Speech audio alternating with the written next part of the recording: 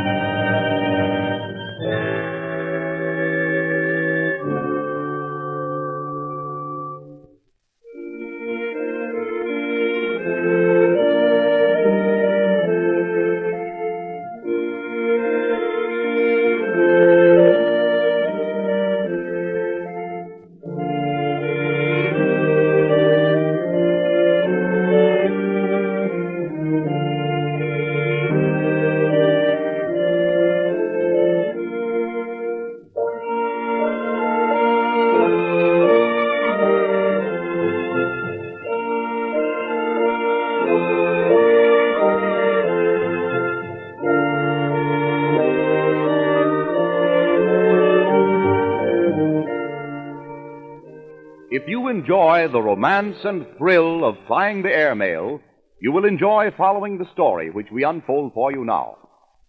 During the past few weeks, Trans-American Airlines have been losing their latest high-speed airmail planes under very mysterious circumstances. Miss Irene Delroy and Sergeant Fitzgerald have been detailed by the Department of Justice to discover the identity of parties responsible for the wrecking and robbing of the mail planes. Jimmy Gifford, roving newspaper reporter, is assisting Miss Delroy and Fitzgerald. They feel they are about to apprehend the guilty party when a fourth ship is robbed, and the pilot, Andy Andrews, is found dead at the controls. Investigation discloses that Andrews has been shot at close quarters, and as the trio are concluding investigation of his death, a strange airplane roars by overhead. Look! It's the autogyro, ma'am. That's the way the mail thieves get out of this canyon. A windmill plane. Right you are, Sergeant. There's your answer, Miss Delroy. Whoever killed Andrews and robbed his plane used an autogyro to get out of the canyon. Not so loud, Jimmy. We don't want Powers to know Andrews has been killed. Did you get the numbers on that ship, Fitz? No, ma'am. There was no numbers on it. Guess they'd been painted out. But that's the ship we're after, all right. We haven't a ghost of a chance to find it now. Or they can set that plane down in any one of these canyons. Cover it up with some brush, and it'll take an aerial bird dog to find it. I'm afraid you're right, Jimmy. But we're not going to let that stop us. Right now, Sergeant, let's get Mr. Powers and start back to Metropolitan Airport. Yes, ma'am. I have a few telephone calls I want to make. There's nothing else to do here. Powers is waiting in his car over on the road. He looks worried, ma'am. You know, somehow I don't trust that fellow Powers. He's too cool, too crafty. There's something in that man that I can't read. Yeah? Well, you're a reporter, Gifford, not a detective. Powers didn't have nothing to do with these crashes. His job is to make that airplane company pay, and he can't do it by cracking ships up. Just the same, Sergeant, he bears watching. Yeah, well, you can watch Powers. I'm going out after that phony ranger that took those operation schedules and that dummy magneto from us. I'll get him if it's the last thing Fitz. Yes, ma'am? I want to get back to Metropolitan as soon as possible. Yes, ma'am. Power's car is right over this way, Miss Delroy.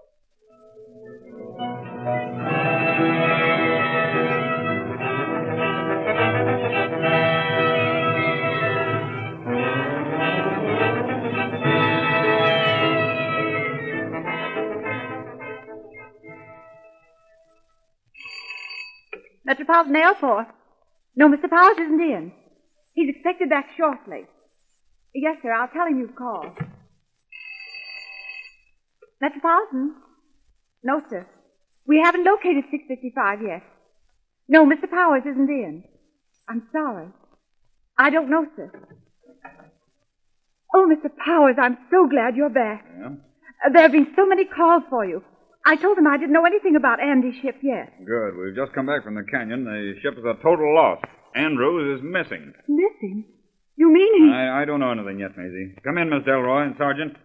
Open the door to my office, Gifford. We'll go in there. Right.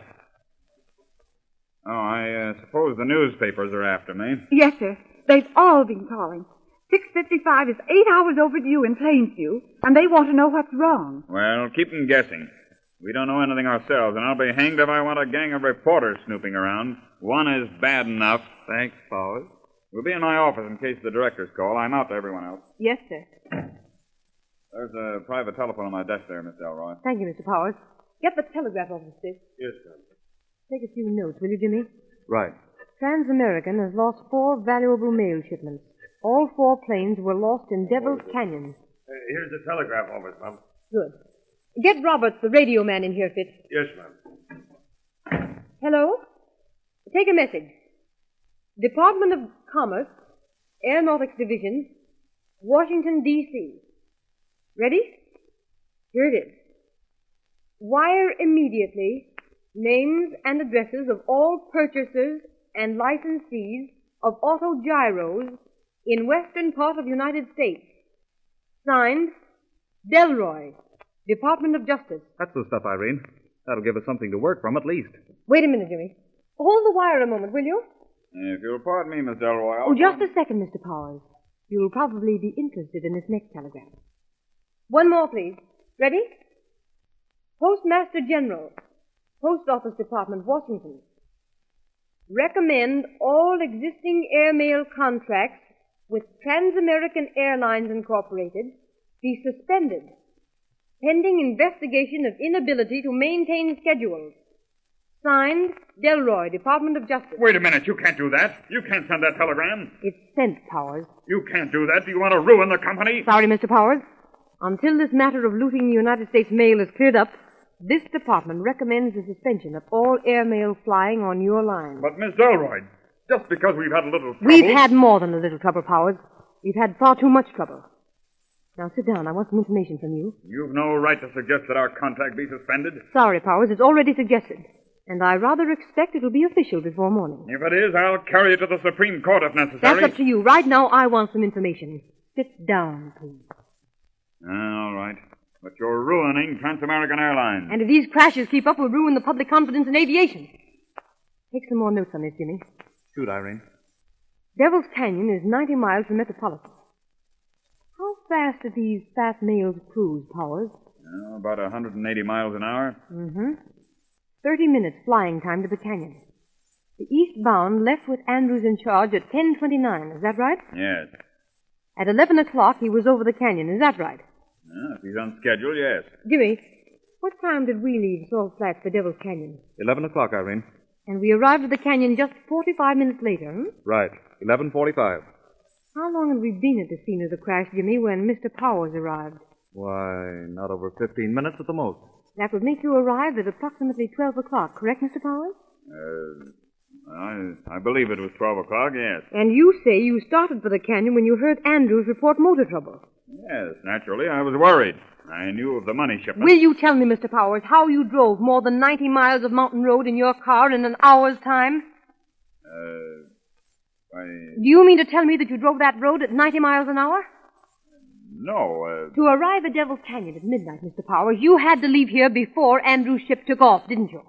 No, I didn't. I want the truth from you, Powers. You left before Andrews took off, or at about the same time, didn't you?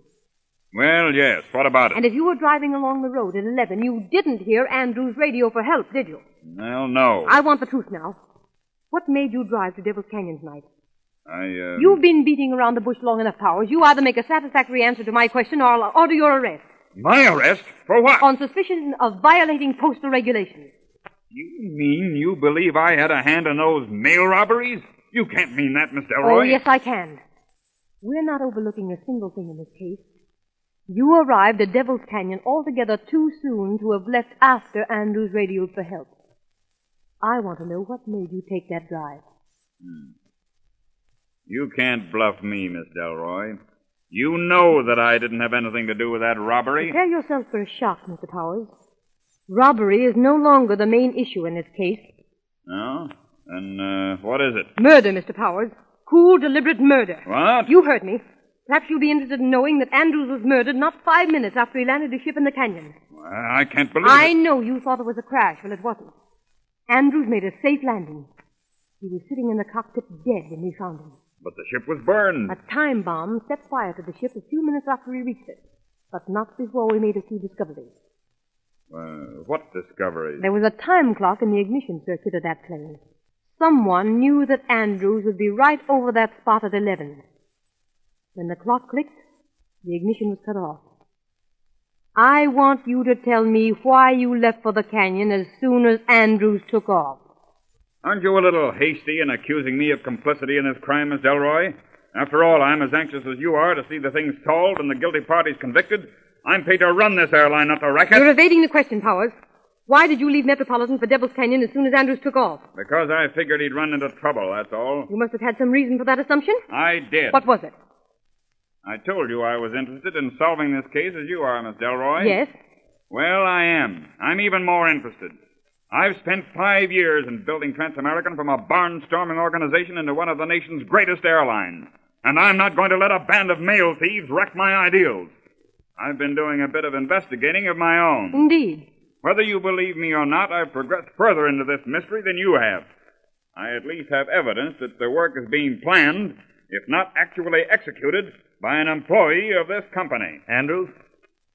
What made you ask that? Oh, I don't know. Just trying to frame a story for you. Andrews is dead, you know. You could tack the crime on him. What you think makes no difference to me, Gifford. To whom do you refer, Powers? I have reason to believe that our radio man, Roberts, is in active touch with whoever is wrecking our ships. Roberts? What makes you think that? Several things, Miss Delroy. First, Roberts was found in my office when the operation schedules were stolen. Yes? Second, Roberts came out from under the influence of that gas all too suddenly. Oh. Then I found a key to my private office on Roberts' key ring. Where's Roberts now? You sent the sergeant for him when we first came in, Irene. Oh, yes. You've neglected to answer my question, however, Powers. I still want to know why you drove to Devil's Canyon. If you must know, I was following someone. Who, Roberts? No. A man I saw Robert speaking with tonight. Robert gave him a message. What sort of a message? A typewritten message on one of our telegraph blanks. Did you see this message? No, but I read the impression of the typewriter keys on the sheet of paper that was beneath it. It was quite legible. Do you remember the contents?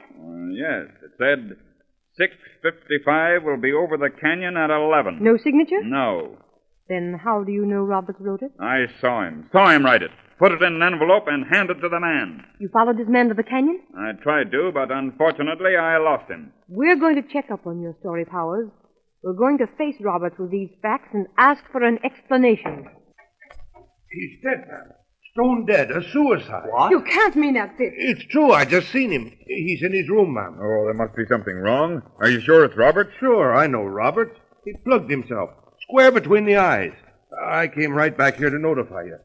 You'll want to go up there, won't you, ma'am? Certainly, Fitz. Where's Robert's room? Right between the signal tower and the radio room, ma'am, on the 3rd floor. Powers, wasn't he supposed to be on duty tonight? Why, yes, he was. Does he live upstairs?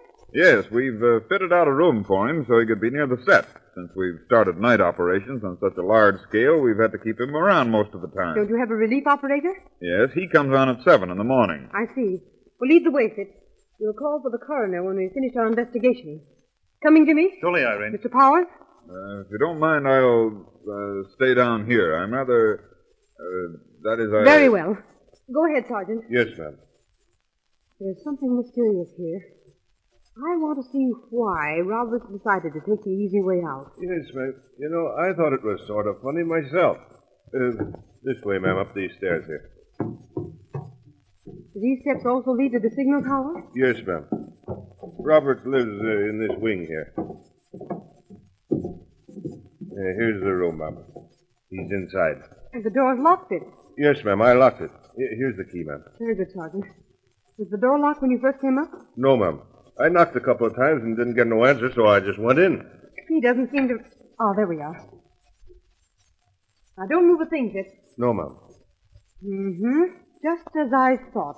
Close the door, Jimmy. What's wrong, ma'am? Nothing's wrong, Sergeant. Just a hunch. Turn on that extra light over the bed, Jimmy. Right. Did you change this man's position, Fitz? No, ma'am. I turned his head a little to make sure it was him. He's dead, all right. There's no doubt about that, Irene. Right between the eyes. Nasty job, too. Look at the size of that hole. You can spare the details, Jimmy. What I mean is, you didn't change Robert's position on the floor. No, ma'am, I just... Say, that guy was laying on his face before. What do you mean, Fitz? I mean, Roberts was laying face downward when I came downstairs to get you. Are you sure, Sergeant? Yes, ma'am. I turned his head a bit to make sure it was Roberts, but I didn't turn his whole body. Holy mackerel, look. His pockets have been emptied. Right, Sergeant. Also his inside coat pocket. A hasty job, too. Say, what's going on around here? Take it easy, Sergeant. Was that window open when you first came in this room? I don't remember, ma'am. I rather believe it was closed. Oh, don't touch it, Jimmy. It may contain fingerprints. You mean Roberts wasn't a suicide? Did I say that, Jimmy? Well, no, but... It's bad practice to jump at conclusions, even in this business. Let's take a look at things. When I sent you to look for Roberts, Fitz, where did you go? I went downstairs to the radio room, but there wasn't anybody there, so I looked out on the ground, and there wasn't nobody there either. Well, I called the hangar, and the night mechanic said Roberts hadn't been there since he'd serviced the 9 o'clock plane. Oh, what, Fitz? Don't take all night. Well, so I asked the switchboard dame where he was, and she says, "Ain't he with you?" "No, he ain't with us," I tells her. So then she says he was up in his room a few minutes ago, and so I comes up here, and I find him. You said the door was open? Yes, ma'am. With the lights on? Yes, ma'am. Except the one we turned on just now. And you don't remember about the window? No, ma'am. How about this closet door, Fitz? Was it open or closed? Closed, just like it is now. Did you open it? No, ma'am. I went right downstairs to get you. Too bad, Fitz. Had you opened that door, you'd probably come face to face with someone who could have given us a little light on this mystery. You think that somebody killed Roberts and then hid in that closet? I didn't say he killed Roberts. Robert's death may or may not be suicide, but I do know that somebody has been in this closet. He may still be in there for all we know. Yeah? Open the door, Jimmy, and stand back. It's empty, Irene. Just a minute, Jimmy. I'm going to step into that closet. I was right, Fitz. Someone had been in this closet for quite a while. Feel the temperature in here. Oh, you can't tell that way, ma'am. You've got to look for cigarettes and papers. That's all right in its place, Fitz, but I know definitely that someone has been hiding in this closet for quite some time. Ooh, it's close in here. Too bad you didn't open the door to this closet, Fitz. Do you think Roberts was killed, Irene? I don't know. The sergeant told us it was suicide. How did you figure that out, Fitz? Well, ma'am, the gun was right in his hand, and there's powder marks on his face. And here's the customary suicide note on his smoking stand. Oh, a note. Read it, ma'am. Maybe you can figure it out. Addressed to Powers. What does it say? It says, Powers, I've been deceiving you long enough. I am the one who has been tipping the mail thieves to valuable shipments on our planes. Andrew's death tonight was too much for me. I didn't intend to be connected with murder. Send my company insurance to my wife. No signature?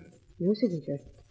Did you check this handwriting, Fitz? Not yet, ma'am. Take it downstairs and check it with Robert's report. Yes, and ma'am. Sergeant, Yes, ma'am. tell that switchboard operator to come up here. Yes, ma'am. What can I do, Irene? You might see if there's anything left in Robert's pocket, Jimmy, while I use this phone. Okay. Hello. Give me Powers' office, please. Look in the vest pocket, too, Jimmy. Hello, Powers. We're upstairs. I want you to call out the entire night force at once. Have them search the grounds and buildings around the airport for any strange characters and bring anyone they find here. Understand? Good. Give me an outside line, please. What's that, Jimmy? A notebook, Irene. I found it in the vest pocket. Save it a minute. Hello, operator? Get me police headquarters. What type of a notebook is it? Hello. I want to speak to the night captain in charge of homicide. Yes. Hello? This is Irene Delroy, Department of Justice. Code Tantrex. Right. Look, we're out at Trans-American offices at Metropolitan Airport. There's been a man killed here tonight. It may be suicide. And again, it may not be. I want you to send us your best fingerprint man and a photographer. That's right. Let's see that notebook, Jimmy. Roberts was mixed up in those robberies. Look at these notations. What are they, Irene? Expense figures. Listen. Salary the 15, $75. Rent $35. Groceries $30. Furniture payment $7.50. Do you think Roberts would be figuring small items like those if he was getting a cut on the mail robberies? Doesn't seem right, does it? Not to me, Jimmy. That's probably the telephone operator. Put that screen in front of Robert's body, Jimmy. I don't want her to faint before we can question her. Right. Oh, her name's Maisie. I heard Powers address her. Thanks. You're Maisie, aren't you? Yes, ma'am. Come in, please. I'm Irene Delroy. We're working on a little matter with the Department of Justice. I want you to help us about a few things. Will you answer some questions? Sure, I'll be glad to. Thank you. What time did you last see Mr. Roberts, the radio operator? Just a few minutes before you and Mr. Powers and Mr. Fitzgerald came back from the canyon. How long before? About 10 minutes. Where was he at that time? Downstairs at the control panel. He left the room shortly after? Yes. He said he was coming up here to his room. Did he give any reason for coming up here? No. Did he say anything to you that would make you think there was something important waiting for him up here? No. Did he say anything at all that was unusual? No. What were you going to say? Well, he said if Mr. Powers came in to give him a ring. And did you? Yes. I called him about 5 minutes after Mr. Powers came in. Did he answer the phone? Yes. That is, I think it was he. Why? Didn't you recognize his voice? It seemed rather strange, Miss Delroy. Of course, he may be sleeping already. What did he say? I told him that Mr. Powers was back, and he said all right. Is that all? Yes, just all right. Now, Maisie, I want you to think hard on this question. It's very important. Did Robert say anything to you that would give you any idea what he wanted to talk to Mr. Powers about? No. Nothing that I can remember. Did he act as if you were worried about something? No. He seemed, well, angry. Indeed. And he asked to see Powers? Yes.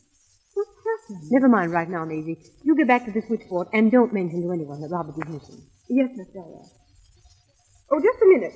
You said the voice that answered this telephone didn't sound like Robert's. Yes. Did you recognize it as belonging to anyone here at the airport? No, Miss Delroy. That'll be all. Thank you. Well, you didn't get anywhere with her, did you, Irene? Oh, I don't know, Jimmy. At least I fixed the time of Robert's murder. Murder? That's what I said, Jimmy. There's no doubt about it. But, Irene, Of course the evidence is a bit lacking, but mark my word, someone waited for Roberts in this room and for some reason killed him. You think that Roberts was mixed up in these robberies? That remains to be seen. I do know, however, that he was killed deliberately. And your reason? Just guesswork so far, Jimmy. There may have been something in this room that Roberts needed. He came up here, probably spent a few minutes getting whatever he came after. Then he walks over and opens the door to his closet and gets a bullet right between the eyes. And the murderer? Drags Robert's body away from the door, puts the gun in his hand, and starts looking for whatever he came after. The telephone rings. He's afraid not to answer. And he just says, all right, and hangs up. Before he's finished, the sergeant knocks on the door, and he has to duck back into the closet. You mean that he was in that closet when the sergeant entered the room? Yes. And it's probably just as well that the sergeant didn't open the door, or he'd probably be with Roberts. Jimmy, this whole business is a mixed-up... Hello? What's that? You see it. We'll see right away. Quick, Jimmy, that was Powers. Yes? He says there's someone fooling around in the radio room up here. What? He says he heard the set go on the air, and there's no one downstairs at the panel. Whoever it is must be in the room right next to us. You suppose it could be I don't know, Jimmy. We're not going to take any chances. We're going into that room and find out. Have your gun ready. If he makes any move at all, shoot, and shoot to kill.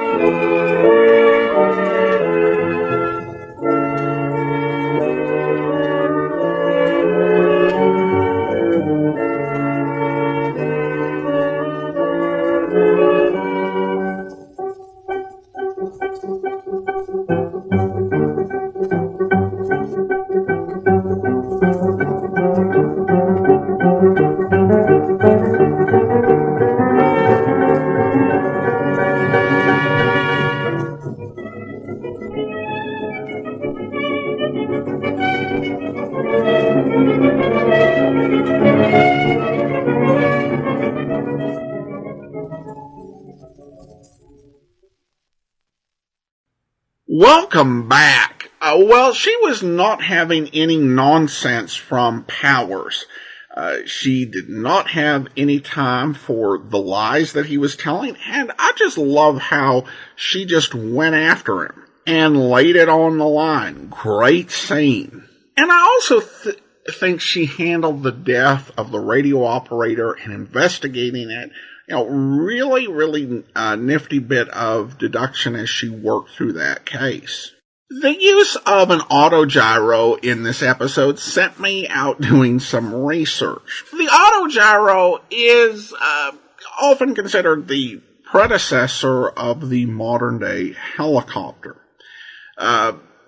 Probably the biggest difference with the autogyro, because there's a lot of differences in how it works, but the big practical difference is that an autogyro needs a runway to take off from.